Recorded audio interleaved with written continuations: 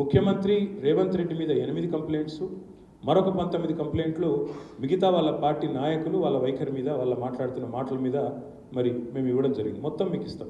పట్నం సునీత మహేందర్ రెడ్డి, ఉత్తమ్ కుమార్ రెడ్డి, పొన్నం ప్రభాకర్, జూపల్లి కృష్ణారావు, రఘునందన్ రావు అనే బీజేపీ నాయకుడు, మొత్తం కలిపి 27 కంప్లైంట్స్ ఇచ్చాము.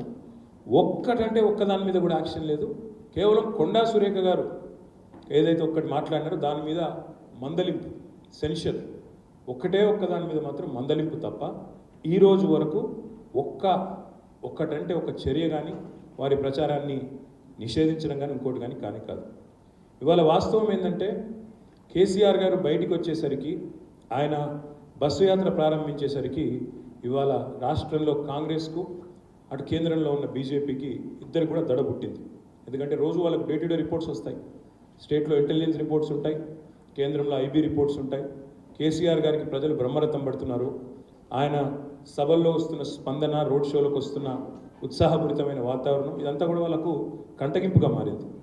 ఎందుకంటే 2014లో బడాబాయి చేసిన మోసం, 2023లో ఛోటాబాయి చేసిన మోసం, కేసీఆర్ గారు పూసగుచ్చినట్టు వివరిస్తూ ప్రజాక్షేత్రంలో ఎండగడుతుంటే వాళ్ళు మరి తట్టుకోలేక ఇవాళ గ్యారంటీలను వదిలేసి ఛోటాబాయి గారు చేస్తున్న విన్యాసాలు, బూతులు ఇవన్నిటిని ప్రజలకు విడమర్చి చెప్తుంటే తట్టుకోలేక ప్రజల దృష్టి మలచడానికే ఇదొక పన్నాగం అనేది మా పార్టీ యొక్క స్థిరమైన అభిప్రాయం. అదేవిధంగా జనస్పందన ఏదైతే కేసీఆర్ గారికి వస్తున్నదో ఇది చూసిన తర్వాత మాత్రం రెండు పార్టీలకు నిద్ర కూడా పట్టడం లేదు. సర్వేలు వస్తున్నాయి కొత్తగా 8 నుంచి 12 సీట్లు గెలిచే అవకాశం బీఆర్ఎస్ పార్టీకి ఉందని. నిన్న మొన్నటి దాకా వీళ్ళిద్దరు ఎగిరెగిరి పడ్డారు, మేము ఒక్క సీటు కూడా గెలవనివ్వం కేసీఆర్ గారిని. కానీ ఎప్పుడైతే కేసీఆర్ గారు బస్సు యాత్ర ప్రారంభమైందో మరి అప్పటి నుంచి వీళ్ళిద్దరిలో కూడా కలవరం ప్రారంభమై బడాబాయి ఛోటాబాయి ఇద్దరు బదులుకొని, ఇద్దరు కూడబలుకొని ఇవాళ ఎన్నికల వేళ బీఆర్ఎస్ని, మా నాయకుడు కేసీఆర్ గారిని ప్రజల దగ్గరికి వెళ్లకుండా 48 గంటలు ఆపాలనే ప్రయత్నం ఏదైతే చేసినారో ఇది పూర్తిగా అప్రజాస్వామికమైన చర్య.